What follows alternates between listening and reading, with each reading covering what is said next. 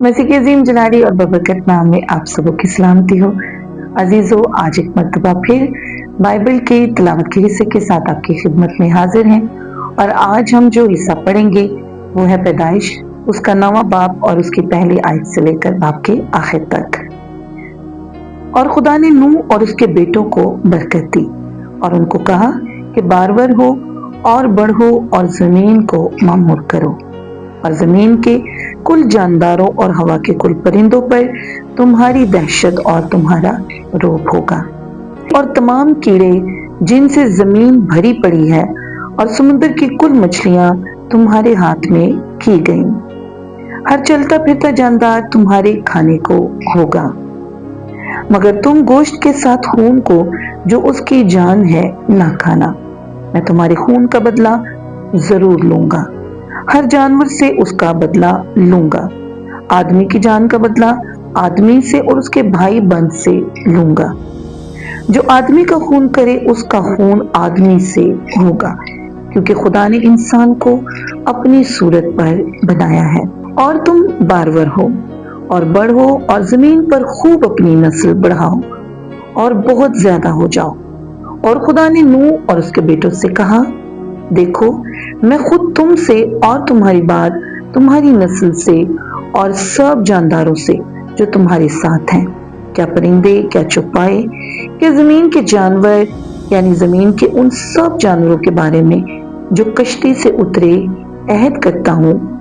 मैं इस अहद को तुम्हारे साथ कायम रखूंगा कि सब जानदार तूफान के पानी से फिर हलाक ना होंगे और ना कभी जमीन को तबाह करने के लिए फिर तूफान आएगा। और खुदा ने कहा कि जो अहद मैं अपने और तुम्हारे और सब जानदारों के दरमियान जो तुम्हारे साथ हैं पुश्त दर पुश्त हमेशा के लिए करता हूँ, उसका निशान ये है कि मैं अपनी कमान को बादल में रखता हूँ। वो मेरे और जमीन के दरमियान अहद का निशान होगी। और ऐसा होगा कि जब मैं जमीन पर बादल लाऊंगा तो मेरी कमान बादल में दिखाई देगी और मैं अपने अहद को जो मेरे और तुम्हारे और हर तरह के जानदार के दरमियान है याद करूंगा।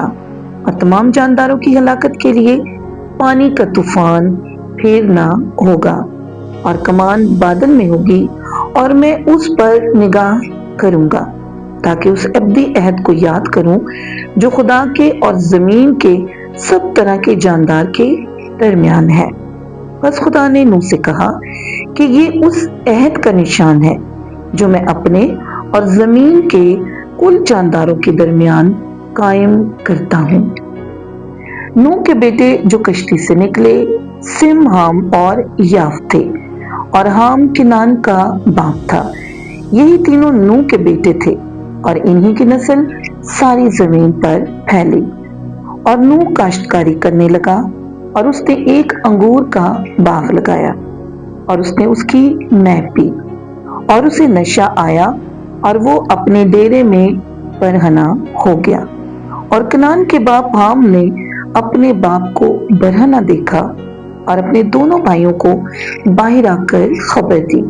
तब सिम और याफ्त ने एक कपड़ा लिया और उसे अपने कंधों पर धरा और पीछे को उल्टे चलकर गए और अपने बाप की बरहंगी ढांकी। सो उनके मुंह उल्टी तरफ थे और उन्होंने अपने बाप की बरहंगी ना देखी।